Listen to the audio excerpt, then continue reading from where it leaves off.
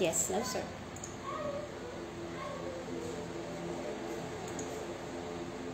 Me. Yeah. I mean, I could just come and design, but that would be like 3 or 4 hours of watching me doing things, and we don't have time for that. Come on. All right. And that's not going to be fun.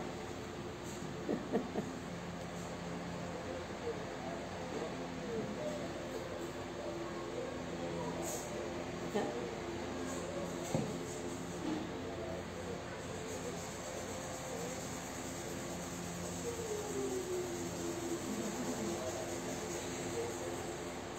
We're ready.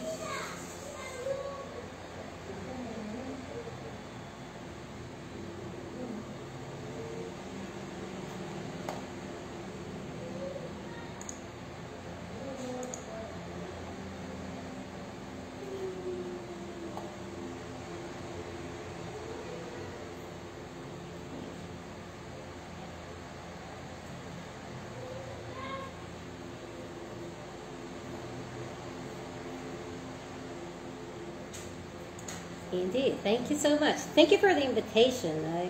I was going to hop last year, but everything in the world came upside down.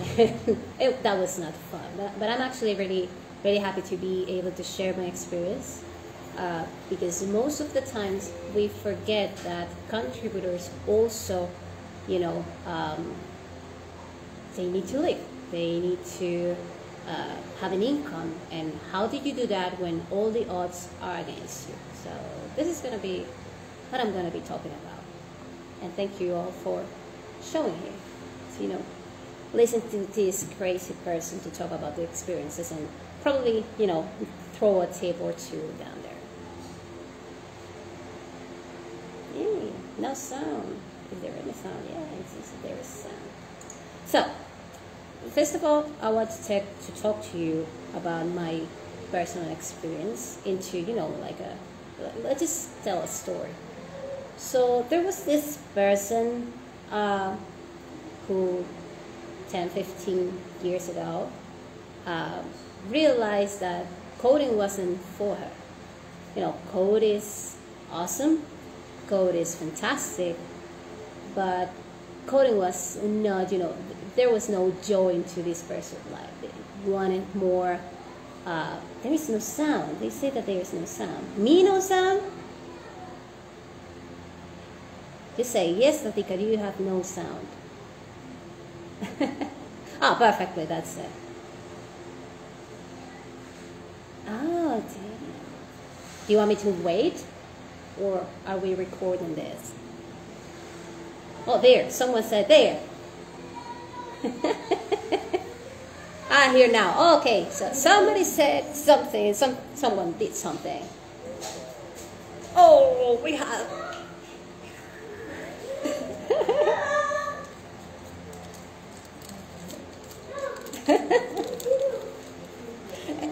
Somebody owes me a coffee because there was no sound.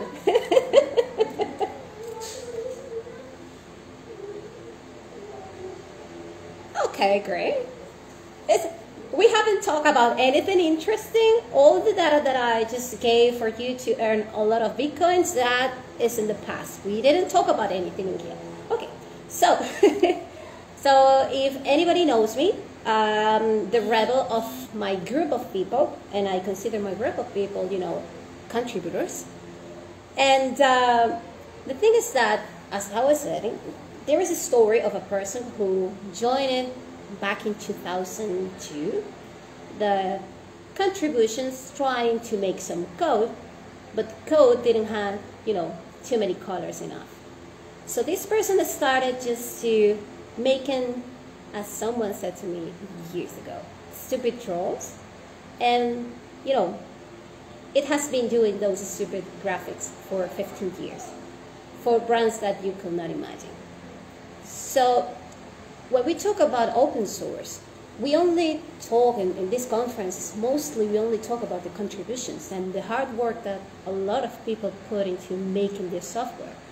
We also talk about all the people that uses these apps and show other people how to use it.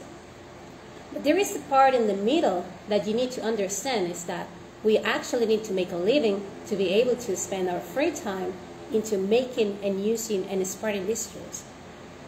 So for programmers and coders and this fantastic group of people that are the developers, that comes easier, because code most of the time is transparent. And when a company requests a developer, you know that they are talking about language, and that's it. You just need to choose the language that you're going to perform into your work, and that will be it. But when you're going to try to find a job, and you're a designer who exclusively uses Inkscape, GIMP, Darktable, Scribus, and all of these apps, what happens there? When you see that someone requires a designer, in the description of the job, they specifically say you must know Photoshop or Illustrator. So where do we fit in the world? Do we actually fit? And the answer is yes. But you need to tackle this pretty smart. Two ways. First, what you need to do is to understand that if you are a designer, it doesn't matter what app you use, because you are a professional person. And the app is the way for you to create art, to send a message, to do something that is fun. And the other thing is that most of the times, your employer doesn't need to know which apps you use. I let them know because I'm a contributor. I like to spread what I use. But for my third-party clients, it is completely transparent, because the vast usage and power of these tools doesn't know of apps, doesn't know of limits, doesn't know of operating system. They don't know on anything. These are apps that are built by a group of fantastic people inside the open source community, and they work. And I can prove that because I have been working, in the automotive industry for a lot of years. Right now, over 6 years, and they have no idea. They don't care. So sometimes we want to spread the word and say to everyone, hey, I use open source, open source work, these apps are fantastic, this crew of people is fantastic. But does the rest of the world actually understand the deep of that? The deep of, I can go into one of my developers and say, this thing is not working. Or, for example, I would like this new feature into GIMP, for example. They don't understand that, because all the things that are inside their heads is that there is nothing in this world that goes beyond the unnumbable, the Adobe package and all of that crap. But there exists. It exists, and it's professional enough, and probably even more, because you have your hands on the software, and you know what is happening, just not into the front end, but you know what is happening into the back end. As Dorian said, this is going to be more like a talk. I didn't have any slides because sometimes, I don't like to read the slides. I don't like to show people that we don't know what we are talking about. And I like to interact with people, because sometimes we forget that we are real human beings, that we struggle, making others understand what our priorities and principles are when we talk about open source. And mostly that you can actually make a living of this. There is, this huge misunderstanding that we always wear comfortable comfortable clothing, and we're just a bunch of weird people who gather a couple of times a year to create software that they don't understand. But the truth is, a lot of everything that they use right now is built by this type of people. So I'm not a programmer. I was for a pretty short amount of time, but I am a user. I am a contributor. I like to spread, and I like to translate. So that's who I am. I don't know if anybody has been experiencing something like this, to be into a work environment where they are forced, or it's kind of mandatory to use something that probably, your employee doesn't need to know. In my case, is design apps.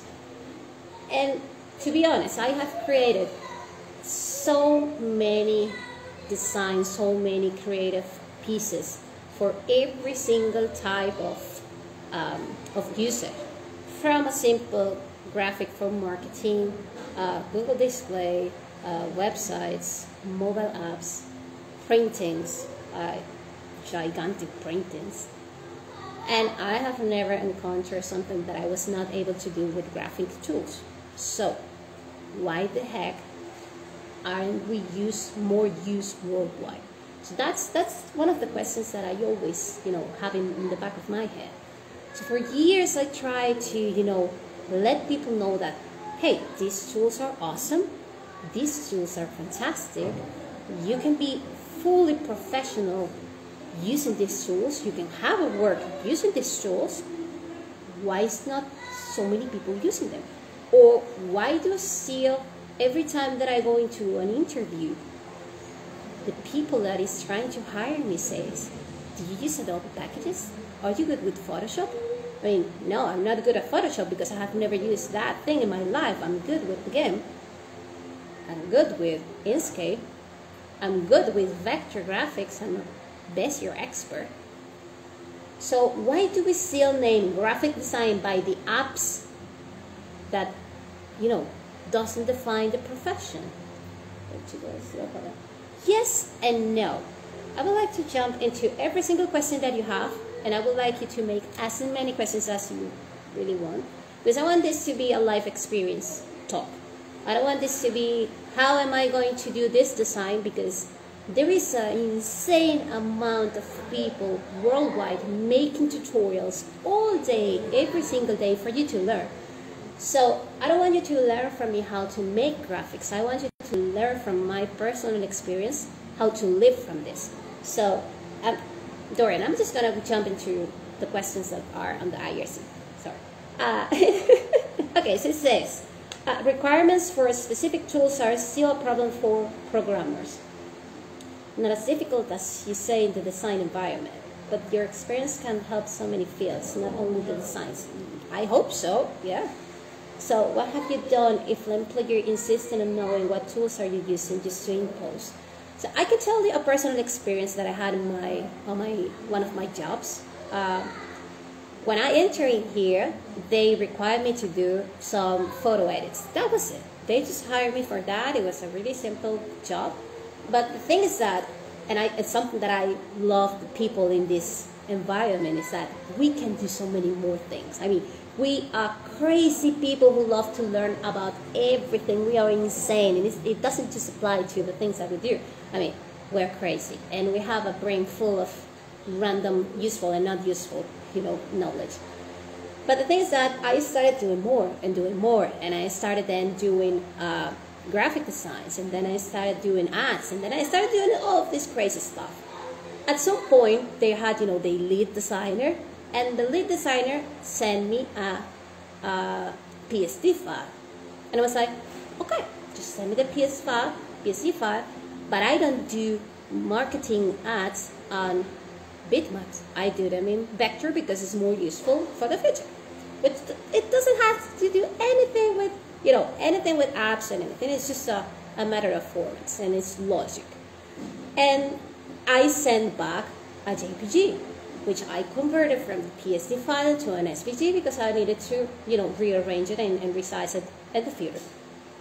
There was a complete fight in the company with this lead designer asking why was I, sending her these SVG files and not sending her a PSD file. And I said, do you know what an SVG file is? Do you know that you can use an SVG file on pretty much everything right now because it's just code in the behind? And if you need a larger size, then you're not going to have, pixelated problems and stuff like that. So I don't care whatever you say. I don't understand what you say. I'm a graphic designer. I'm graduated from whatever this place was. And I demand to have a PSD file. I was like, okay, I'm going to give you your PSD file. And I went into my game, and I saved a PSD file, and I sent it back to her. So then my employee came to me and said, what was all that about? I mean, what the heck was that? I was like, I was trying to explain her a better way to do things without ever naming the apps. Because what she's doing is not going to be useful graphically in the future. And the best way to do it is this. The apps that I use, and this is where, you start to put the key into the keyhole. The apps that I use are transparent for that. Because the formats that we use are, especially working with websites, are going to be way more useful. You can add an SVG into your websites and it's going to load way faster than adding a PNG or a JPG. So he was like, which apps are you using? I'm using GIMP, I'm using Inkscape. And for editing, for photo editing, I'm using Darktable. Can she use that? She's a Mac user, of course. Yes. Why is she not using that? And here comes the tricky part that I have been trying to change for years. Because that's what is taught at university. And if we don't try to jump into professional education with our tools, I think that our situation of being misunderstood is going to change. Yes. Yeah, and it doesn't always works. It doesn't always work to talk to the right person because sometimes people don't want to change. And that's a fact. That has been probably one of the hardest fights inside, our communities. People sometimes is afraid to change because they are so used to how things have been for several years that they just don't want to change. They don't understand that there is an option. They don't want to spend time thinking about options. So I still struggle with these people. It's something that it hasn't changed. But if you stand to your ground, if you stand to your principles, if you say to the things that you believe in, it's not about the job. It's about, one, making yourself understand. People need to understand that you're a professional no matter what apps you use. And that happens to developers. It doesn't matter the language that you use. It doesn't matter the GUI that you use. It doesn't matter if you use, a GUI or if you go straight into a text editor. If you know your code, you're a professional, and that's it. And the same happens to graphic design. I can do things with Inkscape that probably will be better done with Scribes, and I can do things with GIMP that, will be done better with Darktable. And it doesn't matter, because if you know what you're doing, the app's done. It doesn't matter. And if you transport that into the Adobe packages, it doesn't matter. So there is people who is married, professional, to use this type of apps because of the helpers. That's the way I say it. And what are the helpers? These features, the plugins, and all of that make the job for them. Does it save time? Yeah, we do have them. We have GIMP and we have a lot of things. But do you know what is happening behind that plugin? No, most of the times you have no idea. Just go into places online, you just purchase a filter and you think that you are a fantastic photographer, but you are not. You're just using something that some other person built, which you have no understanding, and then you apply it to something that probably you didn't even do, so you're not a professional into that. You're just someone who likes and enjoys graphic designs, but you are not a professional of the graphic design. When you're a professional, it doesn't matter which app you use. And that should go into a professional side. We need to try to stop going to jobs and accepting to be demanded to use certain apps, because that is not going to have the job done. We are going to have the job. Okay, what do you say about the university? Yeah.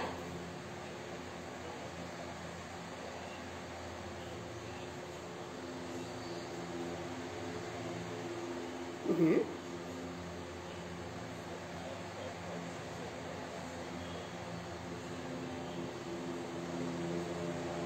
I wish, but it's not the truth.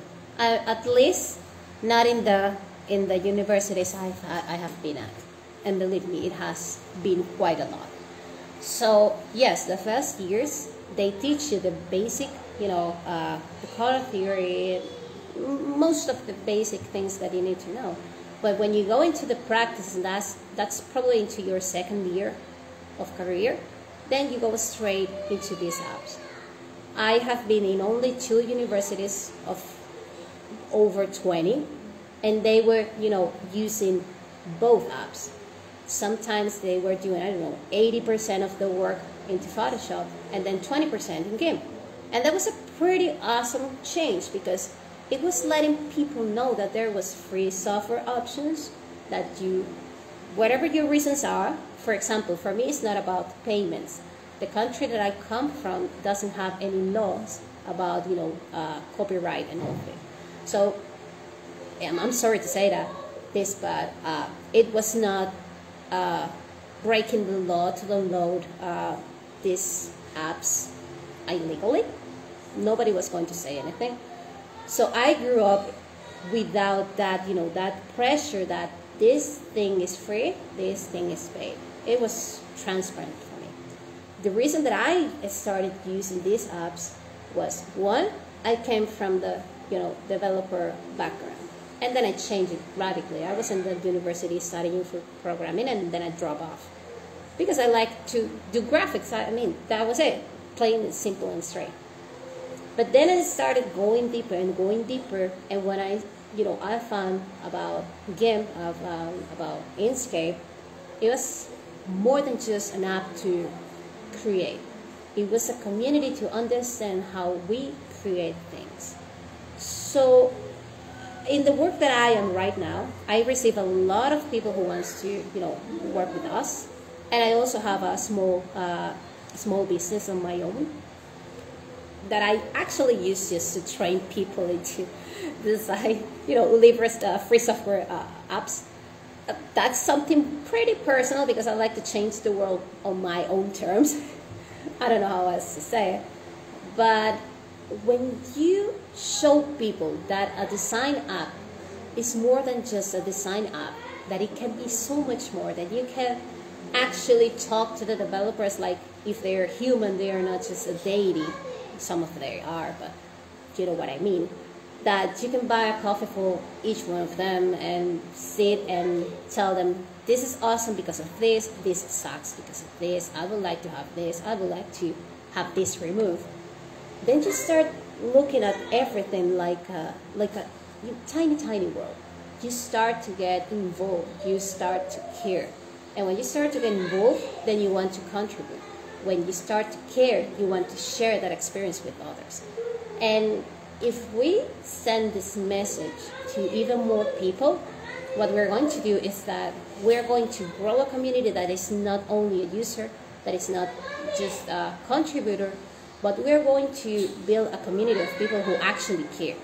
Who people that, if I don't have a technical background, then I'm going to jump into the IRC from time to time and say, hey dude, this was awesome.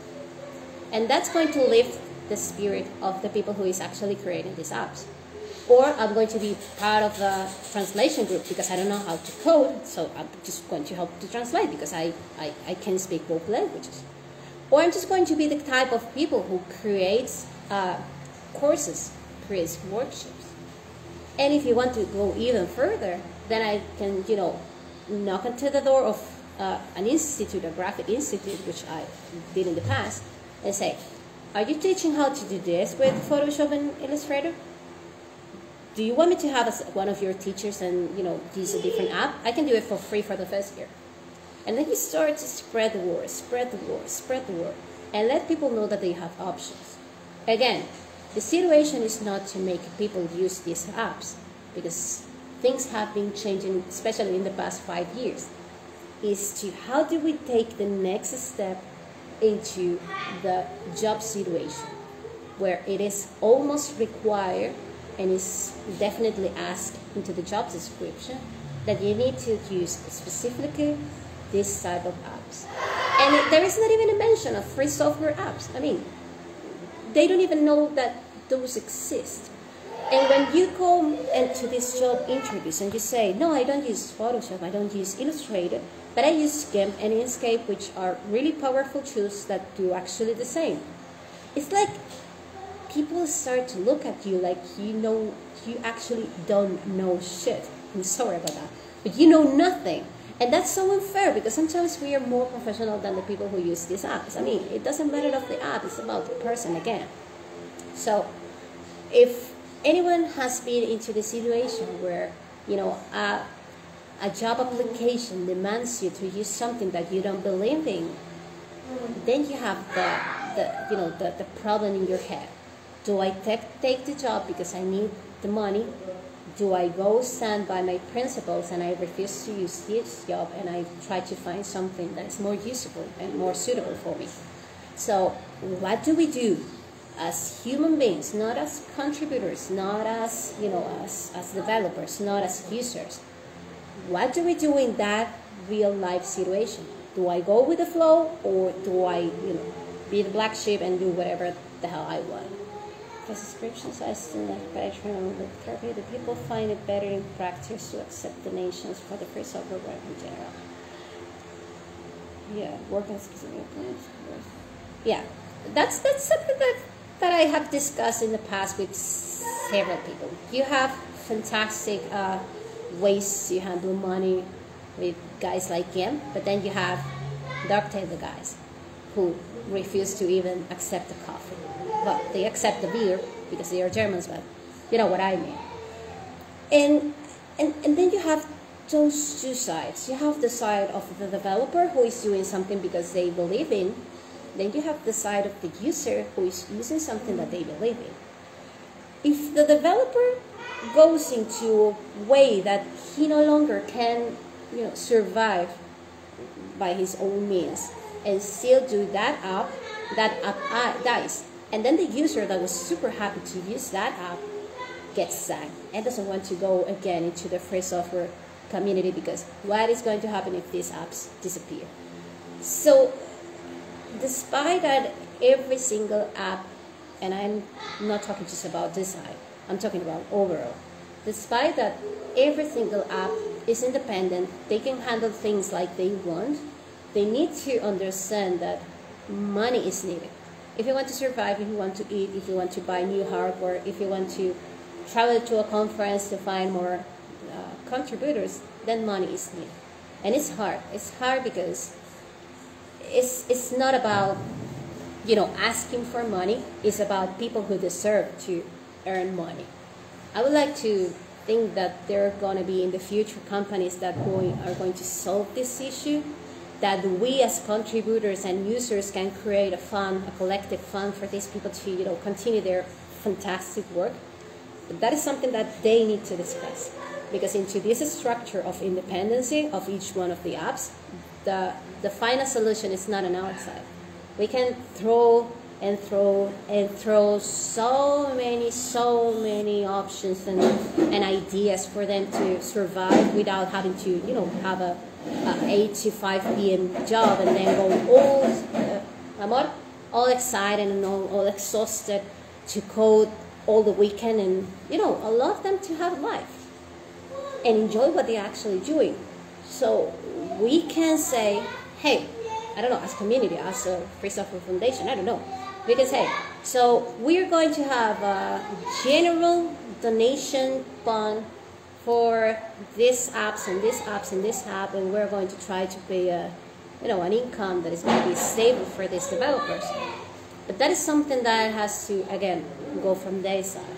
The population still has the internet. I don't know. That would be an option. That would be an option. I mean, it's delicate, because when you grant, I don't know how I will say this, but it depends on the power you want to give to the people who apport the money, and how many of your principles and rules are you going to lose in the midway. So what is going to happen when a company or something or someone funds these apps? Who is going to keep the ownership of this? Who is going to be, deciding what changes to apply or not? What is it going to cost to receive more money? In which way? So I think that it will be a really nice discussion, especially with the people who handles the money in each one of those apps. And if, I don't know, if there is either a way to have a collective solution, or if they can provide a further, I don't know, list of steps on how to fund your own software. But it's hard. It's definitely hard. It's hard to try to do things right. That's one thing that I know for sure. But definitely not. Well, famous. To be famous, you need to sacrifice a lot. So you need to think about that. But it's interesting. It's interesting. I don't know. We should ask, I don't know, a singer or I don't know.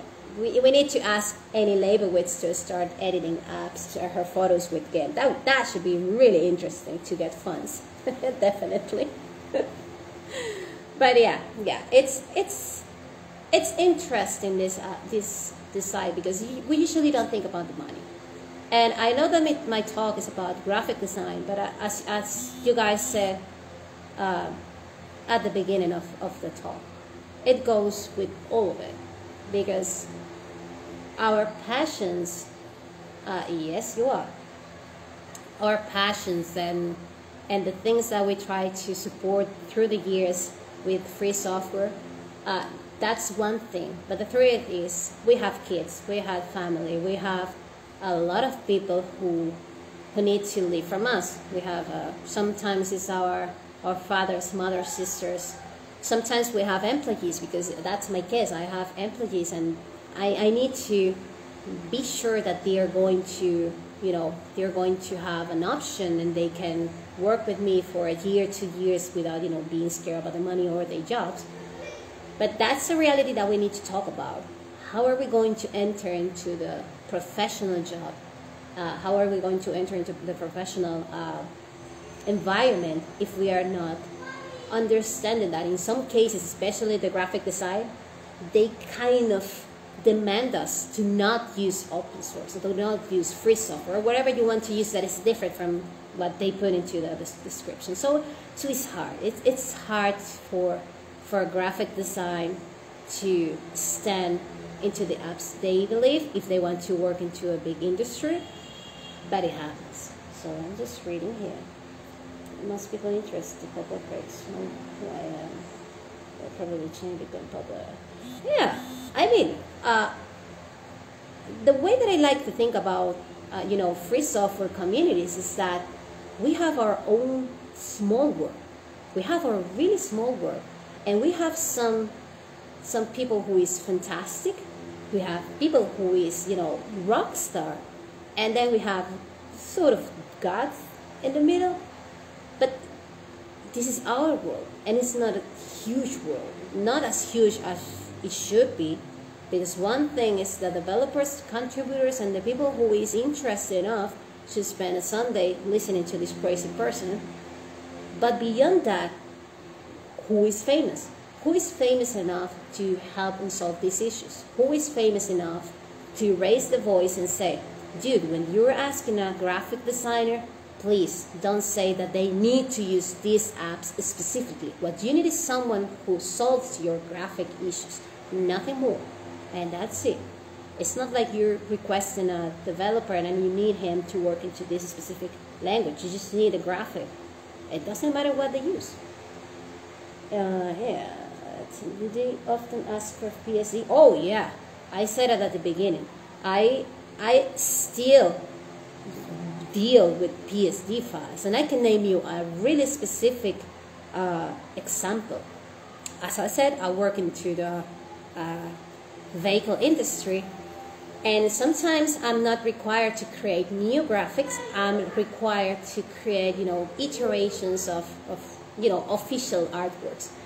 And you will be amazed on how many times do they send me a compressed PSD file, because it's not even, I would be happy with a PDF, but they send a PSD file, which is barely 800 by 600 pixels, and they ask me to do a new graphic using those elements for 2,600 pixels. It's not going to work. Then I have to put on my shoes, put on my gloves, and show off that I'm a really fantastic designer, because it's not going to work any other way.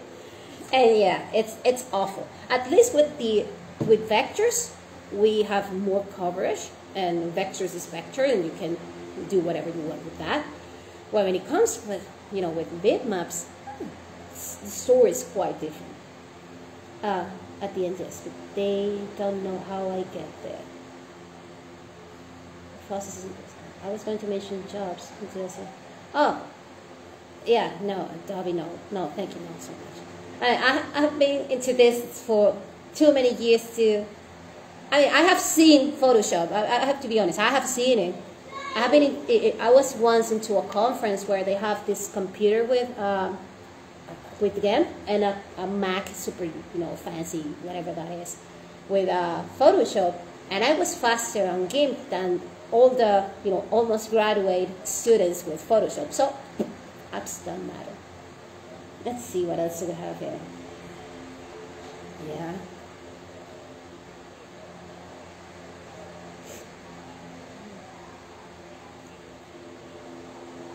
No. So far, no. I have never failed to any of my clients, no matter what they said. Sometimes the files that they send are awful, to be honest. But the truth is, a good designer can handle everything. Kind of like we're working in 3D, we don't care about the model.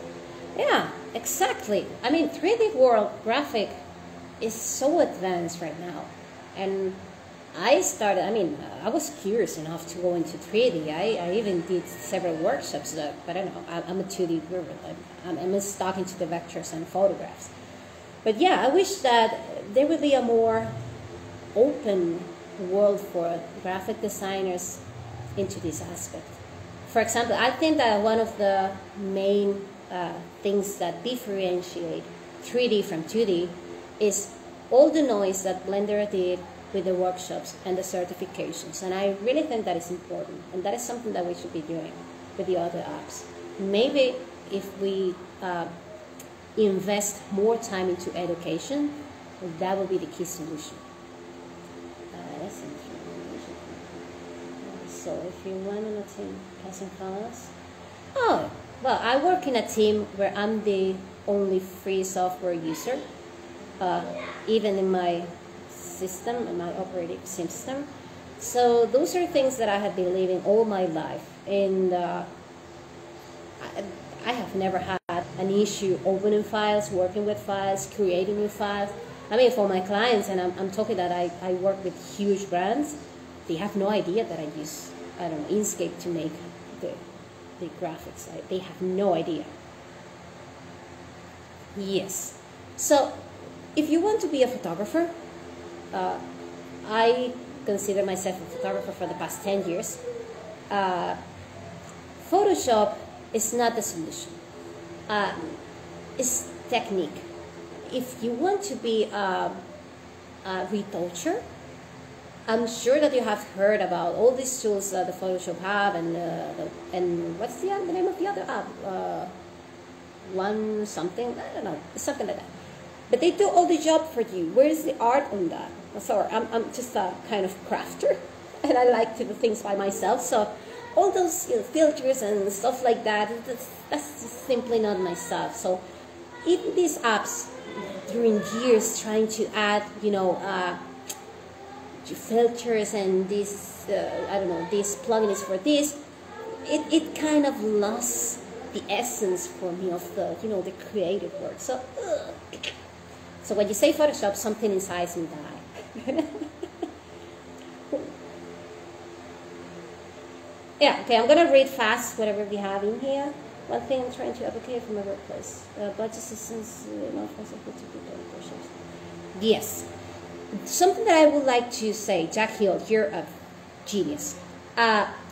If we are people who hire, and we know that we have free software users, it would be fantastic if we allocate some money that we'll be using to pay for apps to donate to communities, because they actually need the money. It's just that they don't want to charge, but they actually need the money. So if, I don't know how much does Photoshop cost, but if Photoshop costs, I don't know, $200 yearly, well, then donate those $200 yearly to this kind of apps. That's a fantastic idea. I mean, I'm going to put it somewhere. It's good. Inkscape versus Illustrator, I have no fucking idea of Illustrator, but I have no, I mean, I have done every single thing on Inkscape, and I don't have any issues with that. When you pass files, for me it's transparent, they die. I mean, files work perfect on every single app, it's just that they don't understand that, they will put it in here. Yes, what you said with Blender and with Krita, that the artists and developers work together, yes, but that's a huge step that comes also with education. C. Marmot, yeah, oh my god, C. Marmot is a fantastic person who I love and a super creative person, and I mean, she's a monster. Yeah, she's the type of projects that I like to follow, because they do things on their own terms, and they don't care about what the society and what the professional society says. So if we only have like 1 minute, I'm just going to give you a piece of advice from my experience. Do not sacrifice what you believe in for what others expect from you. Never. It's not going to work. If you believe that you're good enough into your free software apps, then do it. And if that's not the job that is going to provide you the freedom that you need, then move off and find another one. It's gonna be hard, but you're gonna find your place in the world, and that's it. Thank you for listening to this crazy person who is into a terrible fool.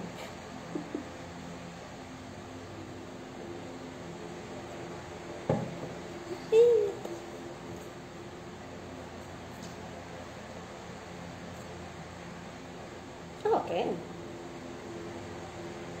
I hope so. And I don't like, as I said at the beginning, I don't like to use the slides, because I like things to flow. Even when I give talks, when I demonstrate how I use apps, I just think that people need to see how you do things, how you live things, and that's a way more deep experience than just, I don't know, having slides. I'm a real person. People who know me knows that I'm too proactive, too active, too annoying, and too crazy. So if you have any other question, if you want just to hang a bit, my username on IRC is that. I'm not using IRC that much lately because I was into COVID and I was into a brain meltdown after contributing for so many years. I moved from country, so that's another story. But you can find me on technically everywhere. I'm on IRC, I'm on Telegram, I'm on even if you have my number, I'm in WhatsApp, which I only use because of my mother-in-law. You can send me an email. I'm available for anyone who wants to talk about this and wants to expand this and have ideas.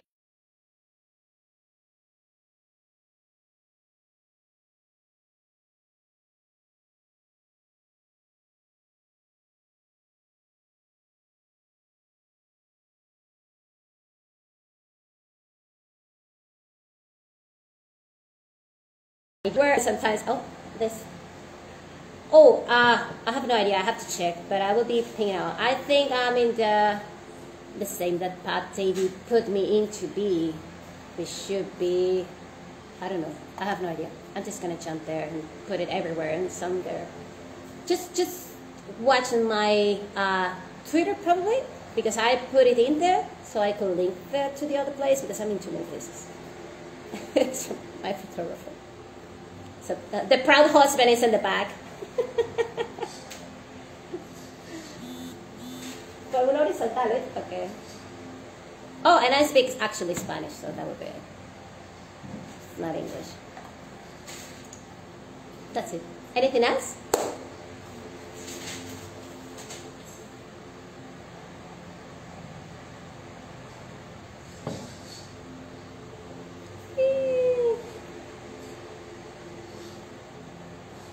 Doesn't matter.